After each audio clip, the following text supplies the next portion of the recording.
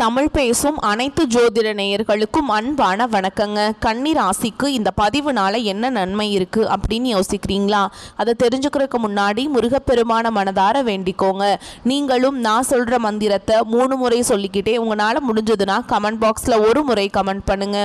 ஓம் முருகா போற்றி, ஓம் முருகா போற்றி, ஓம் முருகா போற்றி. என்னை ஜெயிக்க வைத்த கந்தா கடம்பா கதிர்வேலா, நீதான் இந்த கன்னி ராசிக்காரர்களை வழிநடத்தி வாழ்க்கையில செழிக்க வைக்க வேண்டும். முருகனின் காலடியை தொட்டு வணங்கி நான் இந்த பதிவை தொடங்குறேங்க. தினமும் உங்களுக்கு கிரகநிலை மாற்றத்தால் வரக்கூடிய சுப பலன்களை அறிய கட்டாயம் சப்ஸ்கிரைப் பண்ணி பெல் பட்டன் அப்புறம் ஆல்னு ஆப்ஷன் இருக்கும், அதையும் கொடுத்து வைங்க. ஒவ்வொரு பதிவும் உங்களைய வெற்றியடைய வைக்க வேண்டும் அப்படிங்கிற எண்ணத்துல தாங்க போட்டுட்ருக்கோம். நம்ம இந்த வீடியோ பதிவில் கன்னிராசிக்காரங்களுக்கு நவம்பர் மாத பலன்களை பற்றி விரிவாக பார்க்க போகிறோங்க. இந்த பதிவில் உங்களுக்கு இந்த பலன்கள் சாதகமாக பாதகமாக இருந்தால் அது எப்படி சாதகமாக மாற்றிக்கலாம், மேலும் விரிவான நட்சத்திர பலன்கள் மற்றும் பரிகாரங்களை பார்க்கும்போது உங்களுக்கு கூடுதல் விவரங்களாக இருக்கும். அந்த வகையில் கன்னிராசிக்காரங்க நல்லது கெட்டதை முழுசாக தெரிஞ்சவங்க, புதன் பகவானை ராசி அதிபதியாக கொண்டவங்க, எல்லா இடங்கள்லையும் நேர்மையையும் உண்மையை மட்டுமே நம்பக்கூடியவங்க. உங்களுக்கு சொந்தமோ பந்தமோ அது தப்புனா அது தப்பு தான், வெட்டு ஒன்று துண்டு ரெண்டுன்னு பேசக்கூடியவங்க. உங்களை ஒருத்தர் பஞ்சாயத்து கூட்டிட்டு போறார் அப்படின்னா நீங்க கூட்டிட்டு போறவர் பக்கமெல்லாம் சப்போர்ட் பண்ண மாட்டீங்க. எந்த தரப்புல நியாயம் இருக்குதோ அங்கதான் நீங்க சப்போர்ட் பண்ணுவீங்க.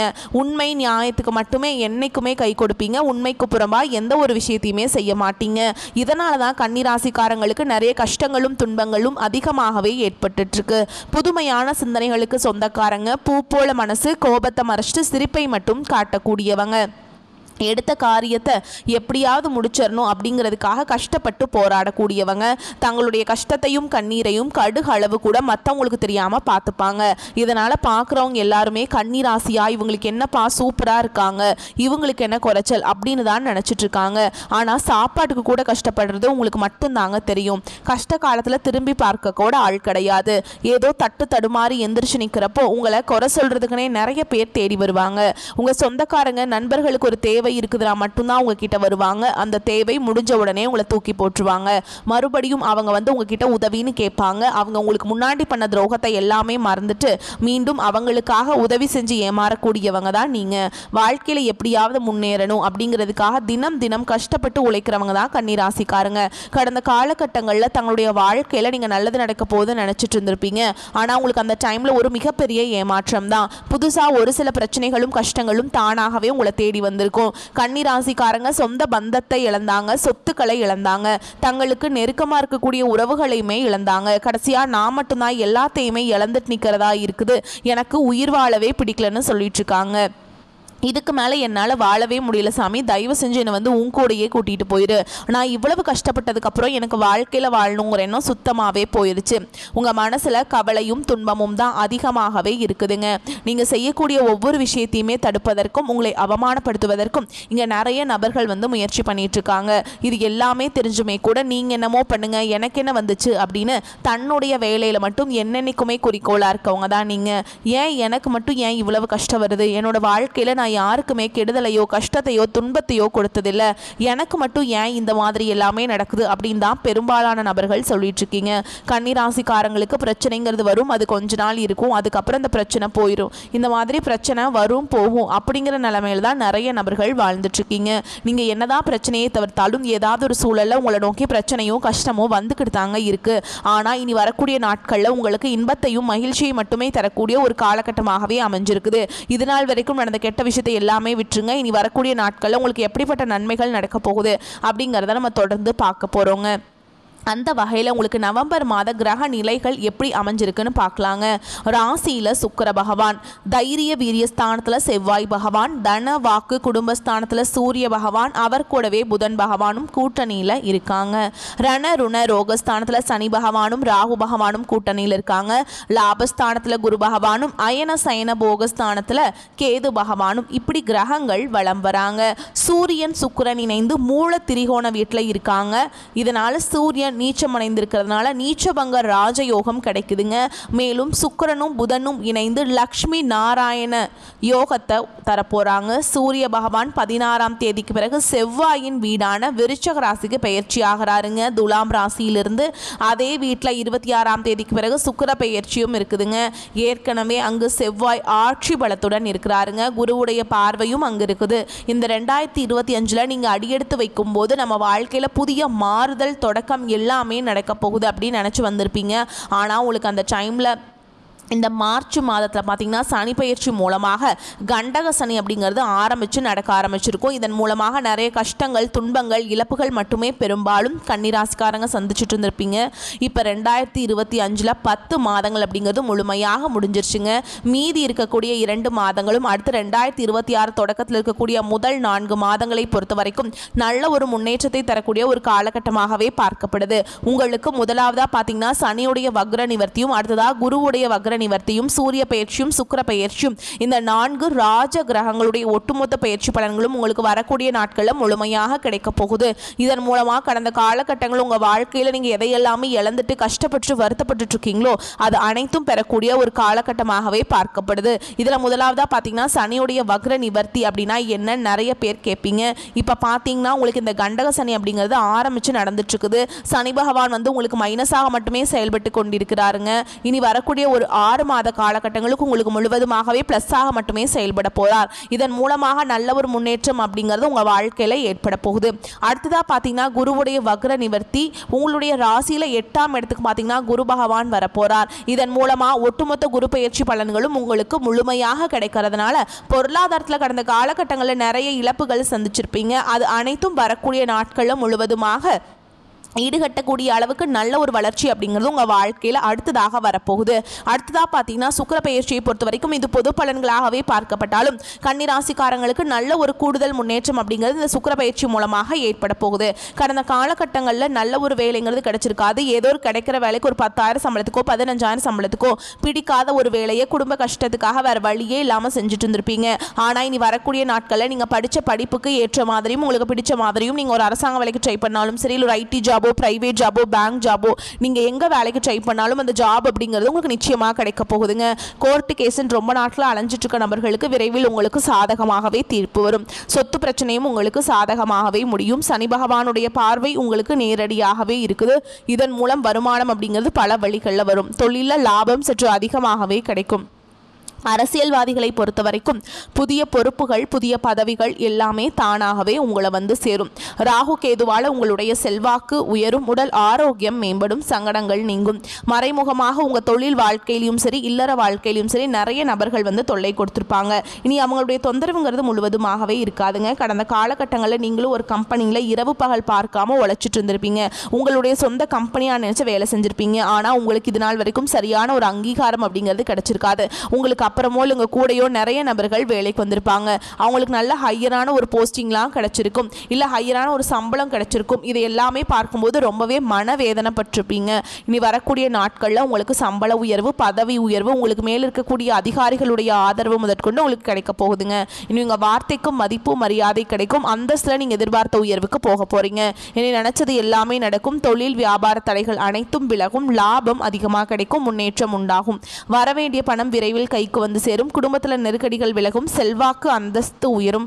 வெளிநாட்டு முயற்சிகள் வெற்றியை தரும். தொழில் இருந்த தடைகள் விலகுவது மட்டும் இல்லாமல் சிலர் புதிதாக தொழில் தொடங்குவீங்க. உற்பத்தியில் இருந்த தடைகள் நீங்கி தொழிலை விரிவு செய்வீங்க. வரக்கூடிய நாட்களில் விற்பனை அதிகமாகும். ஏற்றுமதி இறக்குமதி தொழிலில் நல்ல லாபம் கிடைக்கும். நீங்கள் செய்யக்கூடியது சின்ன தொழிலோ பெரிய தொழிலோ நல்ல ஒரு வளர்ச்சி அப்படிங்கிறது நிச்சயமாக உங்களுக்கு ஏற்படும். தொழிலில் இருந்த நெருக்கடிகள் முழுவதுமாகவே விலகி புதிய நிறுவனங்களை நீங்கள் தொடங்க போறீங்க. தெய்வ சிந்தனை அதிகமாகும். பெரியோர்களுடைய உதவிகள் கிடைக்கும். உறவுகளில் இருந்த சண்டை சச்சரவு முழுவதுமாகவே விலகும். புதிய நண்பர்கள் உங்களுக்கு உதவி செய்வாங்க. கடந்த காலகட்டங்களில் திருமண நிலை அப்படிங்கிறது கன்னிராசிக்காரங்களுக்கு நிறைய பிரச்சனையும் சிக்கலை மட்டுமே பெரும்பாலும் சந்திச்சிருப்பீங்க. அதில் குறிப்பாக பார்த்தீங்கன்னா பெண்களுக்கு ஏதாவது ஒரு வகையில் எளிமையாக திருமணம் அப்படிங்கிறது அடைஞ்சிருது. ஆனால் நிறைய கஷ்ட துன்பங்கள் படுறது யாருன்னு பார்த்தீங்கன்னா அது முழுக்க முழுக்க ஆண்கள் மட்டும்தான். ஏன்னா ஆண்களுடைய ஜாதகத்தில் பார்த்தீங்கன்னா சுத்த ஜாதகம்னு சொல்கிறாங்க. ராகு கேது செவ்வாய் இந்த மாதிரி இருக்கிறதுனாலையும் பார்த்தீங்கன்னா திருமண நிலை அப்படிங்கிறது ஒரு மாதிரி தடங்களாய் நின்று போயிட்டுருக்கு. அப்படி இல்லை அப்படிங்கிற பட்சத்தில் பார்த்தீங்கன்னா வயதும் பார்த்தீங்கன்னா ஒரு காரணத்தால் வந்து ரிஜெக்ட் பண்ணுறாங்க. இனி வரக்கூடிய நாட்களில் நீங்கள் எதிர்பார்த்த மாதிரியே நல்ல ஒரு வரன் அப்படிங்கிறது விரைவில் உங்களுக்கு அமைய போகுது. வாழ்க்கை துணையை இழந்த கன்னிராசி ஆண்களோ பெண்களோ அடுத்து வந்து இரண்டாவது திருமணம், அதாவது மறுமணம் பண்ணலாமா வேண்டாமா அப்படிங்கிற ஒரு மிகப்பெரிய குழப்பத்தில் இருப்பீங்க. அப்படி இரண்டாவது திருமணம் பண்ணும்போது சொந்தக்காரங்க தப்பாக பேசிடுவாங்களா, ஊர்க்காரங்க தப்பாக நினச்சிருவாங்களா, அவங்க என்ன நினைப்பாங்க, இவங்க என்ன நினைப்பாங்க அப்படின்ட்டு நிறைய நபர்கள் வந்து இரண்டாவது திருமணத்தை பற்றி யோசிக்காமல் இருக்கீங்க. இப்படி இருக்கக்கூடிய பொருளாதார சூழலும் இப்போ இருக்கக்கூடிய காலகட்டத்தையும் வச்சு பார்க்கும்போது ஒரு சிங்கிள் பேரண்டால் இந்த சொசைட்டியில் சர்வே பண்ணுறது ரொம்ப ரொம்ப கஷ்டங்க. நீங்கள் எதிர்பார்த்த மாதிரியே நல்ல ஒரு மறுவாழ்க்கை அப்படிங்கிறது விரைவில் உங்களுக்கு அமையும். குழந்தை பாக்கியத்துக்காக எங்கள் கன்னிராசி நேயர்கள் பார்த்தீங்கன்னா எங்களுக்கு மேரேஜ் ஆகி 3 வருஷம் ஆகுது சாமி, 5 வருஷம் ஆகுது, 8 வருஷம் ஆகுது, நாங்களும் போகாத ஹாஸ்பிட்டல் இல்லை, பார்க்காத ட்ரீட்மெண்ட் இல்லை, வாரத்தில் 3 நாள் முருகன் கோவிலுக்கு போய் வழிபாடு செஞ்சுட்டு வந்துட்டுருக்கோம், ஆனால் எங்களுக்கு குழந்தை பாக்கியமே இல்லை சாமி அப்படின்னு நிறைய நபர்கள் சொல்கிறீங்க. கண்டிப்பாக வரக்கூடிய ஒரு 6 மாத காலகட்டங்களில் உங்களுக்கு விரைவில் உடல் சார்ந்த பிரச்சனைகள் அனைத்தும் முழுவதுமாக நிவர்த்தியாகி நிச்சயமாக உங்களுக்கு குழந்தை பாக்கியம் அப்படிங்கிறது விரைவில் உண்டாகும். பிரிந்திருக்கக்கூடிய கணவன் மனைவி எல்லாமே பார்த்தீங்கன்னா டிவோர்ஸ்க்காக அப்ளை பண்ணி வெயிட் பண்ணிட்டு இருப்பீங்க. அப்படி இல்லைன்னா தனியாக சண்டை போட்டு பிரிஞ்சு வாழ்ந்துட்டு இருப்பீங்க. நீங்கள் மீண்டும் ஒரு முறை நேரில் சந்தித்து பேசக்கூடிய வாய்ப்பு கிடைக்கும் பட்சத்தில் டிவோர்ஸ் எல்லாமே அப்ளை பண்ணியிருந்தாலும் அதை எல்லாமே கேன்சல் பண்ணிட்டு மீண்டும் இருவரும் ஒன்றாக இணைந்து வாழ்வீங்க. காதல் ராசி அப்படின்னாவே அது கன்னிராசி அப்படிங்கிற ஒரு பெயர் வந்து முன்னொரு காலத்தில் இருந்ததுங்க. ஆனால் இப்போ பார்த்தீங்கன்னா பெரும்பாலும் காதல் அடிக்கடி சண்டை சச்சரவு ஈகோ பிரச்சனை மூலமாக நிறைய காதல்கள் பிரேக்கப் ஆயிட்டு இருக்கு. அப்படி இல்லைனா வீட்டில் போய் சொல்லும்போது பெற்றோர்கள் வந்து உங்களுடைய காதலுக்கு தடையாக நிற்கிறாங்க. ஆனால் இனி வரக்கூடிய நாட்களில் உங்களுடைய காதலை வெளிப்படுத்தும் போது அந்த காதல் கண்டிப்பாக கைகூடும். வீட்டில் போய் சொல்லும்போது பெற்றோர்களை உங்களுக்கு முன்னாடி நின்று திருமணம் செய்து வைக்கக்கூடிய வாய்ப்புகளும் அதிகமாகவே உள்ளது. இனி வரக்கூடிய நாட்களில் கடினமான காரியத்தையுமே சுலபமாக செஞ்சு முடிப்பீங்க. உங்கள் எளிமையான பேச்சு திறமையால் நீங்கள் அனைவரையுமே கவர்ந்தெழுப்பீங்க. சமூகத்தில் உங்கள் பெயருக்கும் புகழுக்கும் படிப்படியாக முன்னேற்றம் வரப்போகுது. சிலருக்கு படிப்பதற்காகவும் வேலை விஷயமாகவும் தொழில் விஷயமாகவும் வெளியூர் வெளிநாடு போகக்கூடிய வாய்ப்புகள் எல்லாமே கிடைக்க போகுது. உங்கள் குடும்பத்தில் கடந்த காலகட்டங்களில் எந்த ஒரு சுப நிகழ்ச்சியுமே நடந்திருக்காது. இதை நினச்சி வீட்டில் இருக்கக்கூடிய பெரியவங்க எல்லாமே ரொம்பவே வருத்தப்பட்டு இருந்திருப்பாங்க. இனி வரக்கூடிய நாட்களில் குடும்பத்தில் திருமணம் சீமந்தம் புதிதாக வீடு கட்ட ஆரம்பிப்பீங்க. கிரக பிரவேசம் போன்ற சுப நிகழ்ச்சிகள் எல்லாமே நடக்க போகுது.